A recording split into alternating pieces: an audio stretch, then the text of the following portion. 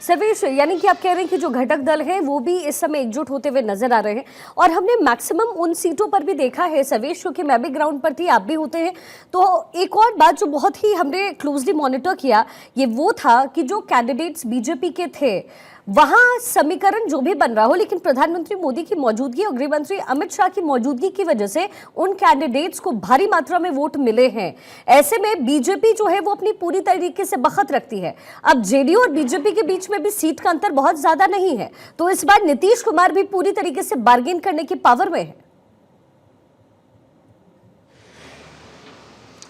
देखिए, नीतीश कुमार बार्गेन करने के पावर में है और निश्चित तौर पे देखिए नीतीश कुमार एक प्रमुख दल के तौर पे भी उभरे हैं। 85 सीटें उनकी है, लोकसभा में भी उनका समर्थन है प्रधानमंत्री मोदी को। तो नीतीश कुमार ऑलवेज बार्गेन के पोजीशन में रहे हैं इस बार, चाहे वो लोकसभा का चुनाव था उस वक्त भी या अभी भी।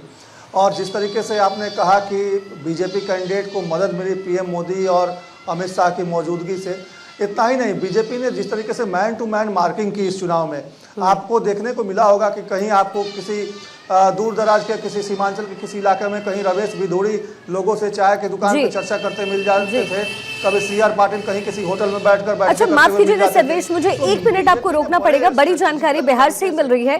तेजस्वी यादव नेता विपक्ष होंगे। तेजस्वी की आवाज पर आरजेडी की जो बैठक है खत्म हो गई है। बैठक में तेजस्वी को नेता विपक्ष चुना गया है। जी सर्वेश।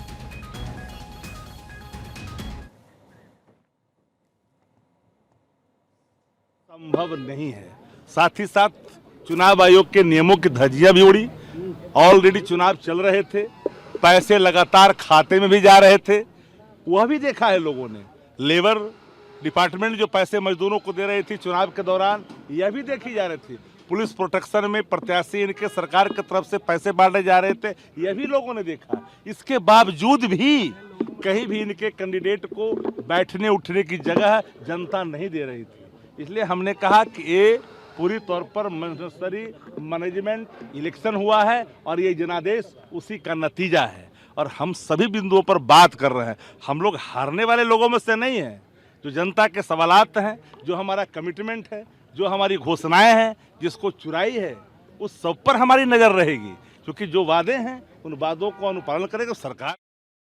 यहाँ पर जो है वो तेजस्वी यादव के आवाज पर आरजेडी की बैठक जो चल रही थी वो खत्म हो चुकी है सर्वेश। और ये जो अभी अभी बयान आरजेडी की तरफ से आया है मुझे दिल्ली की याद दिलाता है कि ये हम नहीं कर पाए तो नजर हमारी रहेगी। 25 सीटों पर आरजेडी सिमट करके रह गए, लेकिन नेता विपक्ष होने वाले हैं तेजस्वी, ये कंफर्मेशन अभी अभी मिली।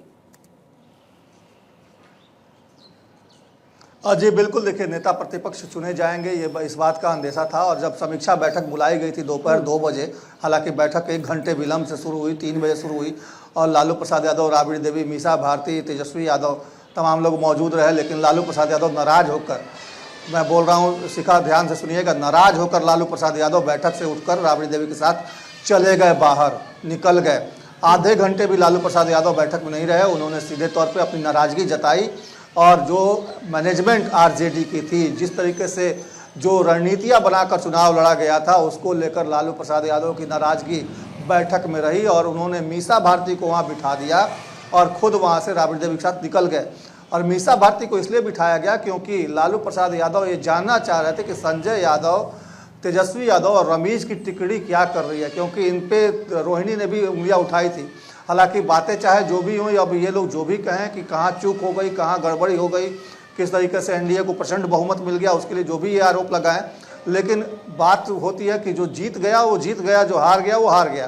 तो अब तो मामला एक तरह से कहें तो उसका पटाक्षेप हो गया है। लेकिन जो लालू परिवार में फिलहाल चल रहा है उसका पटाक्षेप अभी नहीं हुआ है और वो अभी बवाल अभी आगे तक जाएगा। तेजस्वी यादव नेता प्रतिपक्ष हो गए हैं क्योंकि वो चुनाव जीते हैं। परिवार से कोई और अगर जीता होता चुनाव, अगर चुनाव लड़ा होता तो नेता प्रतिपक्ष तेजस्वी यादव भी नहीं बनते, क्योंकि जिस तरीके से विरोध चल रहा है परिवार में, फूट पड़ गया है परिवार में, जिस तरीके से विद्रोह हो गया परिवार में, उसको लेकर अगर कहा जाए तो तेजस्वी यादव क्योंकि विधायक चुने गए हैं राघोपुर से, इसलिए उनको नेता प्रतिपक्ष बनाया गया है। 25 सीटें हैं, 24 सीटों से कम होता तो नेता प्रतिपक्ष की कुर्सी भी नहीं गंवारा होती तेजस्वी यादव को। तो एक तरह से कहा जाए तो ये आंकड़े जो हैं कहीं ना कहीं, आपको याद होगा कि महेंद्र शाह नाम का एक व्यक्ति जिसने कुर्ता फाड़ी थी लालू आवास के बाहर, उसने उसी दिन घोषणा कर दी थी कि 25 सीट से ज़्यादा नहीं आएगी आरजेडी को, और उसकी घोषणा सही साबित हुई। एक तरह से कहें तो सबसे बड़ा साइकोलॉजिस्ट महेंद्र शाह सामने आए हैं, जिन्होंने पहले ही घोषणा कर दी कि 25 सीटों से ज़्यादा नहीं आएगी। तो एक तरह से कहा जाए तो आरजेडी का अंदरूनी कलह जो था वो कहीं ना कहीं इसकी वजह से आरजेडी की जो है बड़े पैमाने पे हार हुई है। निश्चित तौर पे आज समीक्षा बैठक हुई है, समीक्षा बैठक में बहुत सारी बातों पे चर्चा भी हुई है। लालू प्रसाद यादव ने अपनी नाराज़गी भी जताई है, राबड़ी देवी ने भी अपनी नाराज़गी जताई है कि पार्टी उस तरीके से परफॉर्म नहीं कर पाई, और इसके लिए जो रणनीतिकार थे संजय यादव, रमीज, जो कि सोशल मीडिया कैंपेन वगैरह सारा कुछ देख रहे थे, इन लोगों पे कहीं ना कहीं लालू परिवार की नाराजगी है। शिखा, लेकिन नाराजगी तो है, लेकिन लालू यादव कुछ कह नहीं रहे हैं। जाहिर है इसका जो फायदा है वो ऑपोजिशन की तरफ से उठाया जा रहा है। वो कह रहे हैं कि लालू यादव जो इतना मुखर होकर के बोलते थे, अब पारिवारिक मामला है, लेकिन कहीं ना कहीं इसका जो है राजनीति से भी पूरा पूरा कनेक्शन दिखता है, क्योंकि संजय यादव जो है ये वो नाम है जिसके ऊपर उंगलियां उठाई जा रही है। ऐसे में बिहार की सियासत में कम से कम आरजेडी के पर्सपेक्टिव से इस समय क्या माहौल है?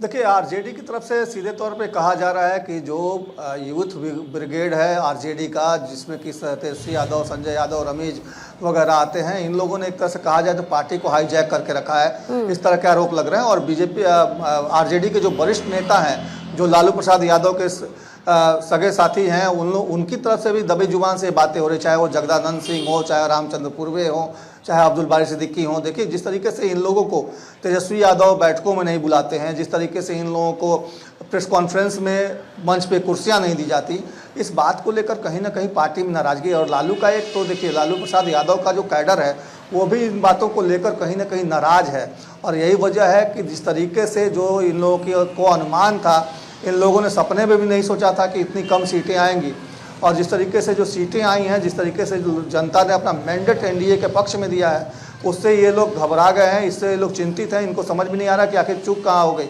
लेकिन क्योंकि राजनीति है और राजनीति में बयानबाजी करना है, तो इसलिए बयानबाजी हो रही है, और उसके पीछे प्रशासनिक तंत्र को जिम्मेदार ठहराया जा रहा है कि एनडीए के पक्ष में प्रशासन ने एक तरह से कहें तो एक मुख्य भूमिका निभाई है, प्रशासन की ने मदद की है, जिसकी वजह से एनडीए को इतनी बड़ी जीत मिली है। तो एक तरह से कहें तो ये राजनीति है, राजनीतिक बयानबाजी है, इसके अलावा और कुछ नहीं है। क्योंकि जिस तरीके से हार हुई है उसके पीछे कहीं ना कहीं रणनीतिक चूक रही है आरजेडी की।